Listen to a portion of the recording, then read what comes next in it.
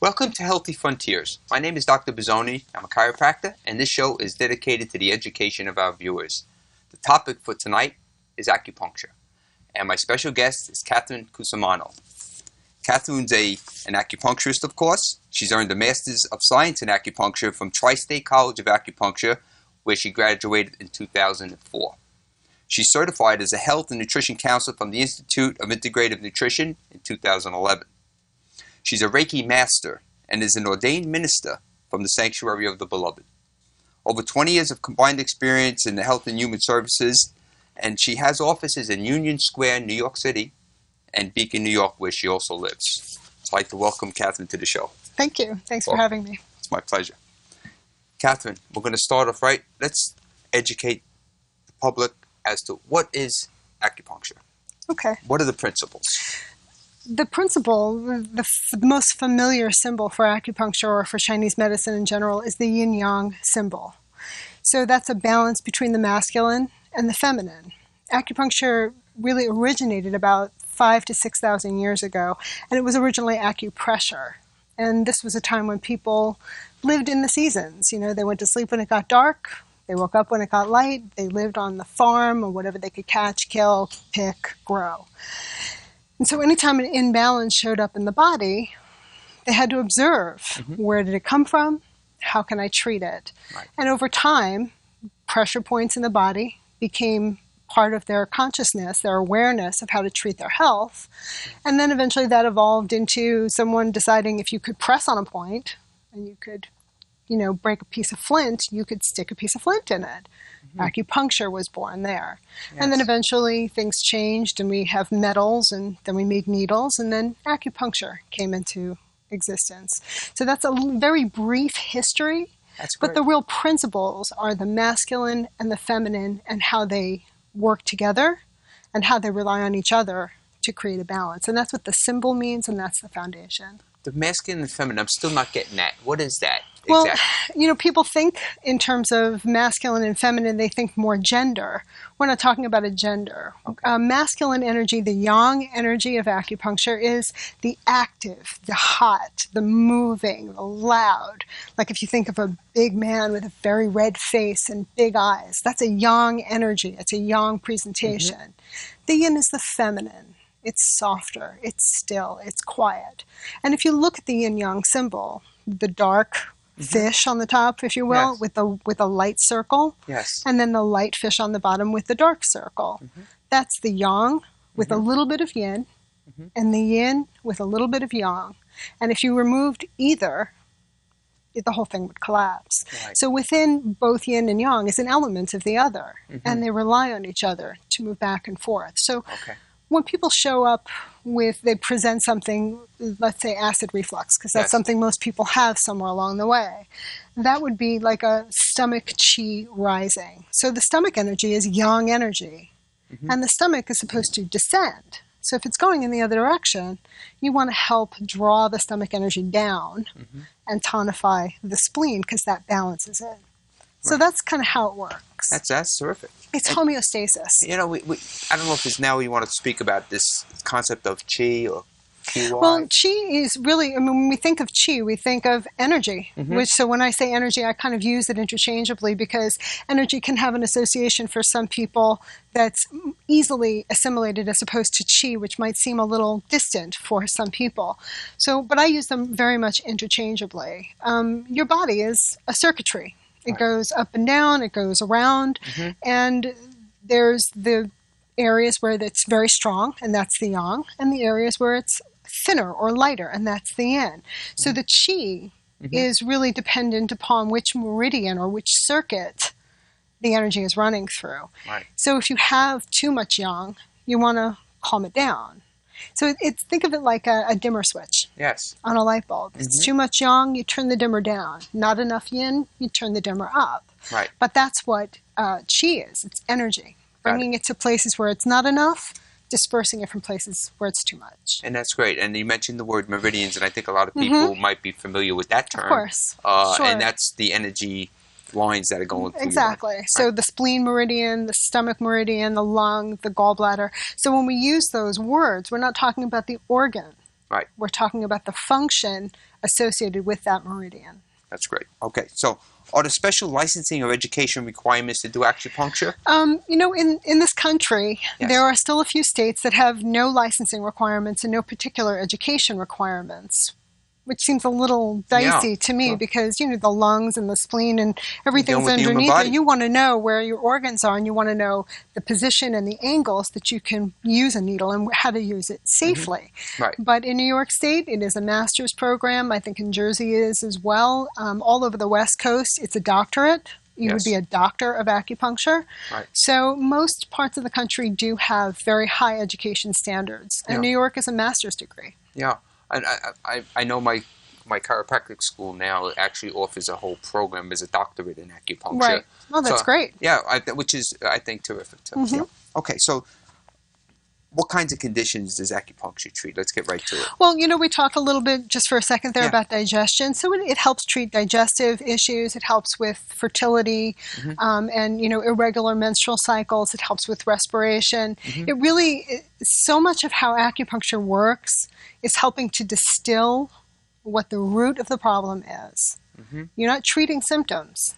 Right. You're treating the symptoms to help alleviate the discomfort in the person, but what you're really after is the root cause.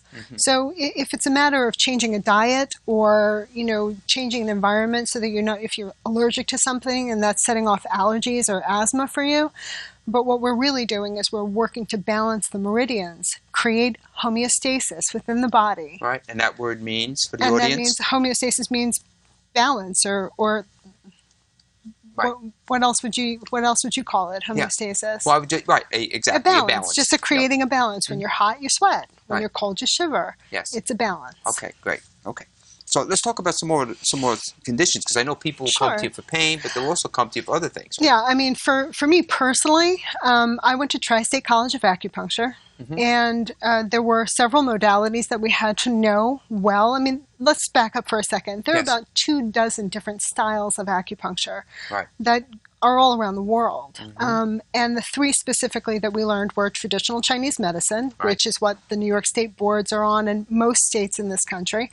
Then there's trigger point, and there's Japanese style acupuncture, which is a lot of abdomen palpation and then locating the point distally that helps relieve the constriction in the abdomen.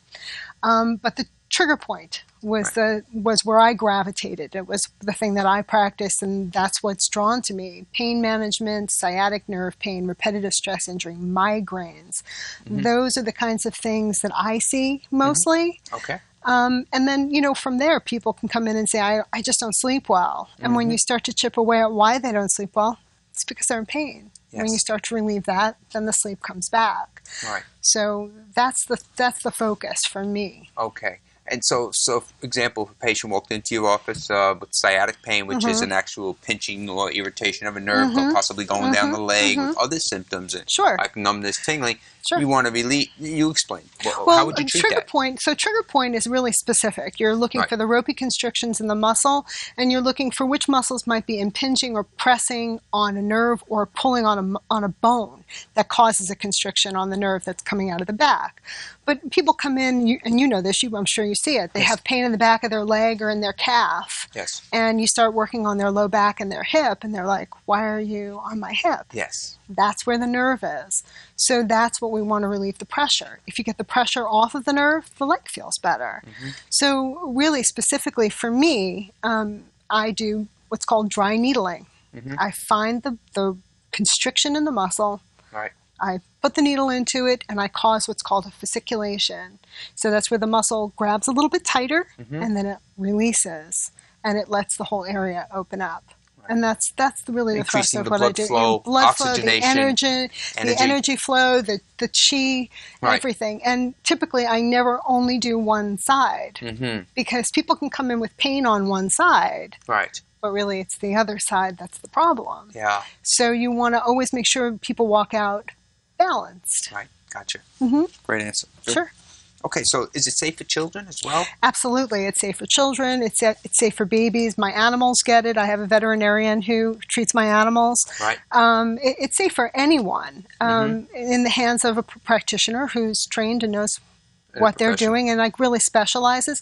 Like for me personally, I've never treated babies, but I've treated children. Yes. And I'm comfortable with it. Yeah. But, you know, if you're going to go to an acupuncturist, it's like any other treatment modality. You want to find somebody who really knows how to focus on the thing that you're looking to treat. And it's so important to get the diagnosis correct. Sure. So that's where your training comes into play, right? Absolutely. Diagnose it properly. Maybe have a doctor may refer to you. And, you know, I'm sure you work with a host of medical doctors. I work very closely with doctors. I work with chiropractors, physical therapists. I work with breast cancer surgeons. Yes. I work directly with women who are recovering or in treatment for breast cancer. Yeah. And so there's a whole body of information that you really have to know and use and just be careful with it.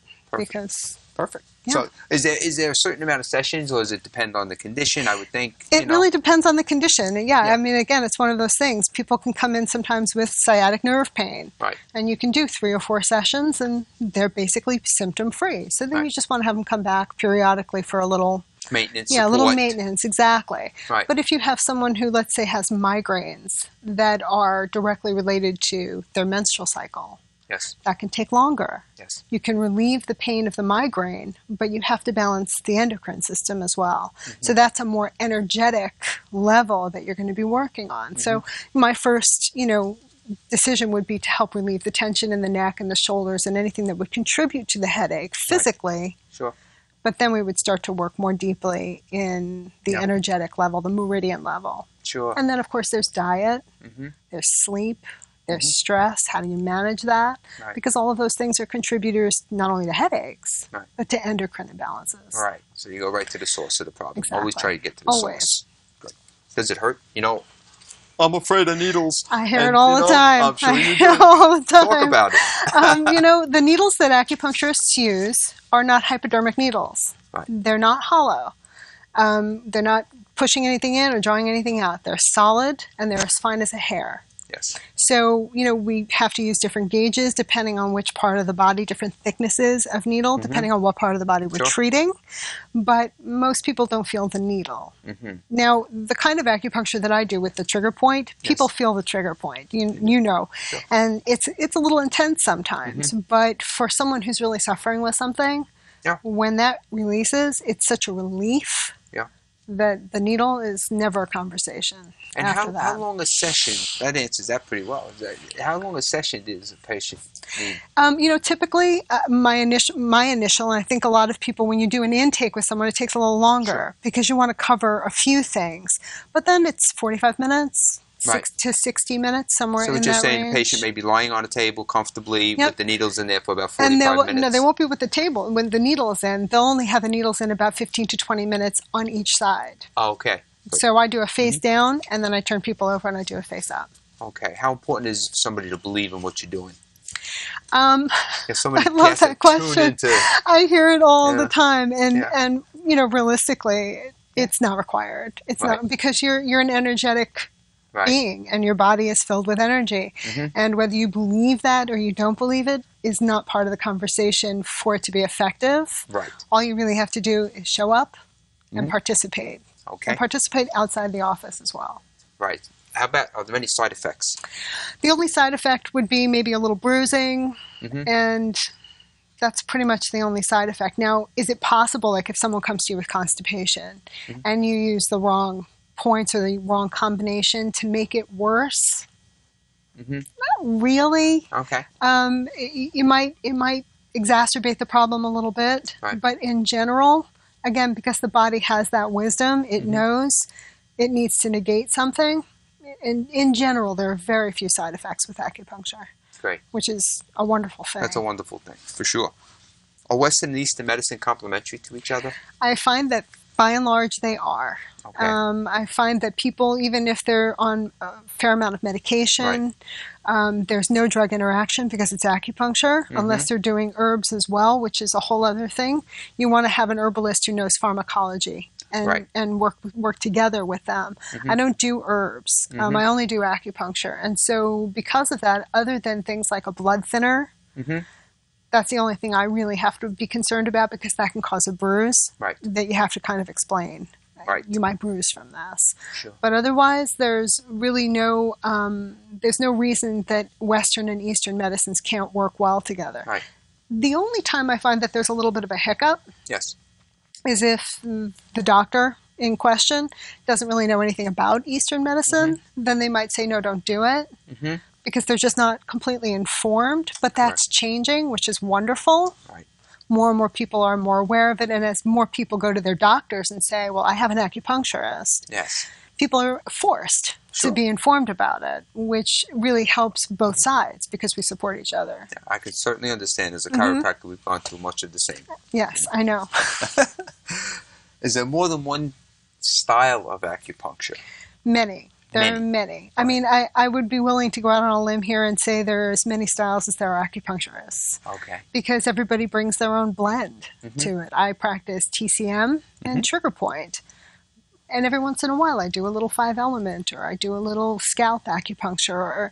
So there's probably 24 or more different styles of acupuncture. Okay. There are so many disciplines that it can be imbued with that really it's Let me touch on one or two that I have interest in that I've seen patients walk in my door and they have these cup marks on the back of their back, and it's called cupping, I believe. Okay, maybe you can just address that.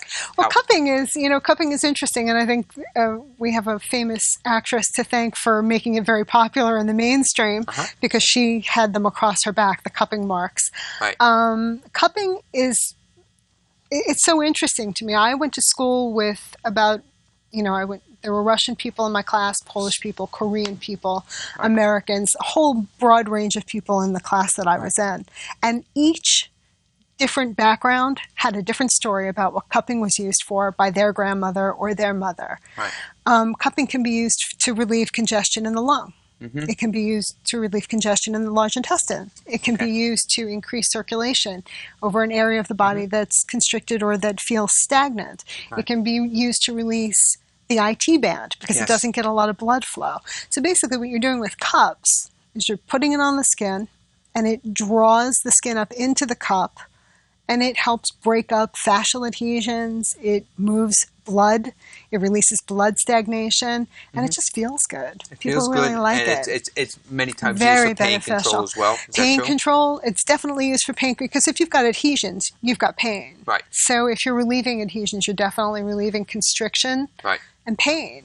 Okay. But it's also fascinating that you can use it for lung function and large intestine function. Perfect. Yeah. Okay. How about this? Needles, electric needles. Electrostim. How about, you said initially you just placed the needles in. I've heard that you can do it, and I've seen this happen, where you can electrically excite these needles and talk about it. So we're two different things. So I put the needle in, but I don't just put it in and leave it. If I'm releasing a trigger point, I'm moving the needle in and out of the constriction in an effort to help tap the fiber and help it release. Right. Electrostim does almost exactly the same thing with a more passive approach from the practitioner. Right. They put the needle in, they attach the electrode, and then they turn on the gas, as it were. And that causes the current to run into the needle and causes the muscle to fasciculate. Very effective either way. Different disciplines, different styles, and sometimes it's a little easier for the patient to do electrostim because you can just very gradually turn up the charge to get the fasciculation. Whereas when I do it, I'm looking for the constriction and I'm looking to release it, and it's quick. Gotcha. So that can be a little surprising sometimes. Great. Okay. And how did you get introduced to acupuncture? A little history. Honestly, I was a massage therapist when I lived in Washington State. And I hurt my hands. My hands just seized up on me, and somebody said, "Oh, you should go get acupuncture." And I was like, "Okay." So I went and I got treated, and after 4 treatments, I never had pain in my hands again. And I thought, that's what I want to do. I want to, because for me, it's all about how do you help people get out of pain, so they have a nicer life and they're nicer to everybody around them. And acupuncture was it. Perfect.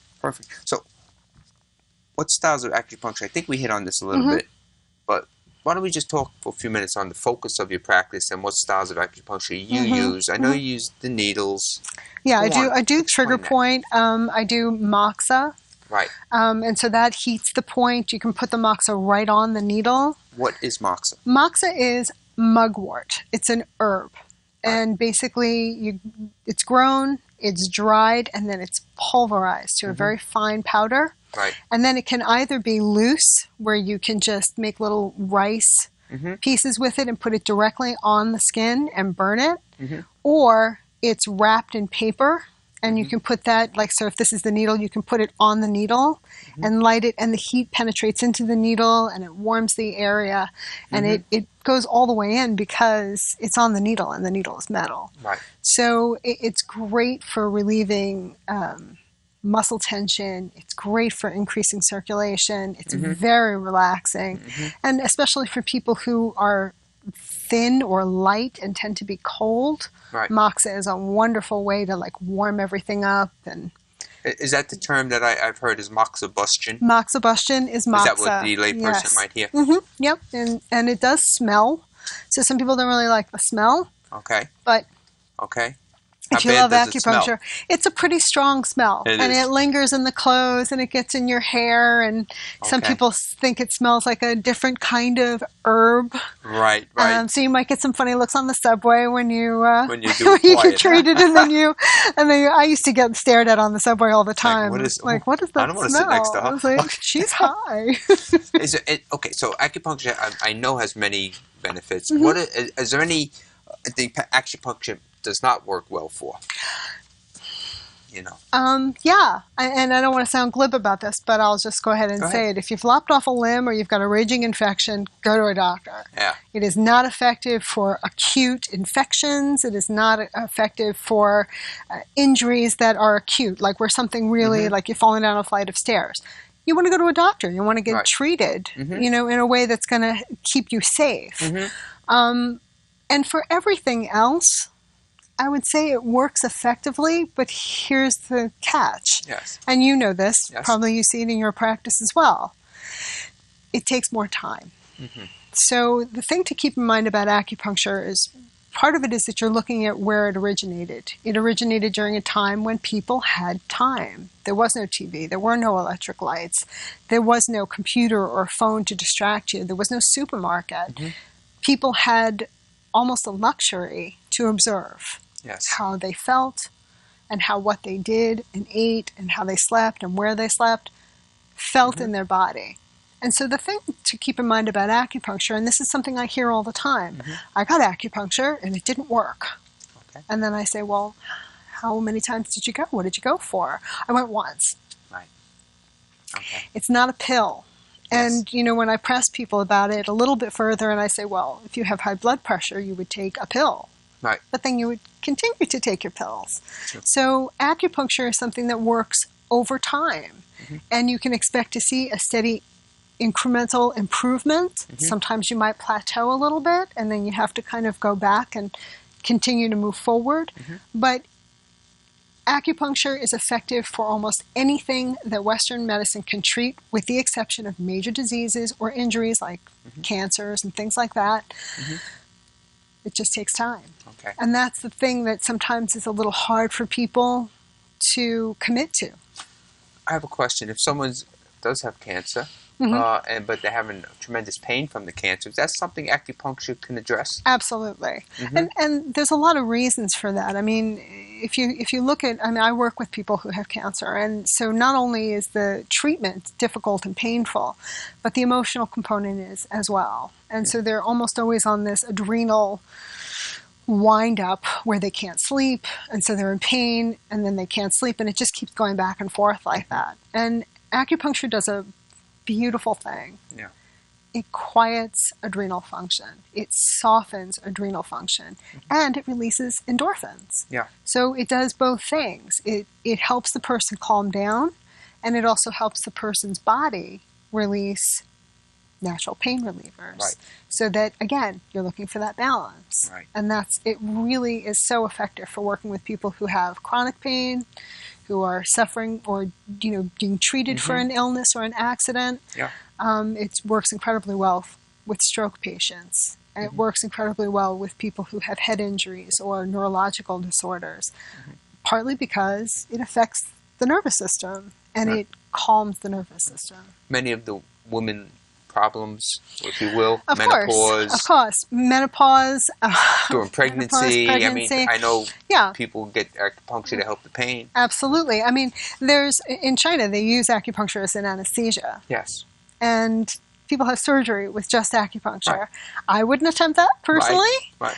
Because of other reasons, but it's good to know that it does do that. It can be that powerful. It can be that powerful. It can be that effective. Mm-hmm. And there are a lot of studies coming out that show that women who get IVF and acupuncture have a higher success rate in being pregnant and following through to a full-term pregnancy than women who don't. So that's a real indicator that it's not only physical. It's a physical that's matched with the emotional and with the mental, and that whole dance that happens particularly around something so sensitive as a pregnancy and the desire for a pregnancy. Yeah. But oftentimes amenorrhea, dysmenorrhea, these can often be diet issues. They can be weight issues. They can be endocrine issues. All of these things can be treated over a period of time using acupuncture. Right. That's great. And herbs and supplements and sleep and all of the things that go with being balanced. Well, it just exactly. It's another balance. world. It's all about it. And I mean, I've seen many patients who have had great success with acupuncture. Me too. And I think it's working together as a team to help the patient always. I'm always so grateful for the opportunity, personally, to work with a doctor or a chiropractor or someone who can give me a little background about a patient. Because what the patient tells you and what you get from someone who's objective about what they're going through is often very different things. And it gives you a more full approach to how you can help them. That's great. Well, Catherine, I want to thank you for being on the show tonight. My pleasure. Tonight. Thanks so much for inviting me. I really appreciate it. It was my pleasure. I want to thank everyone for watching this evening, and we look forward to seeing you on the next show. If you have any questions for Catherine, you can go onto her website, give her a call, and I'm sure she'd be happy to answer the questions. Thanks again.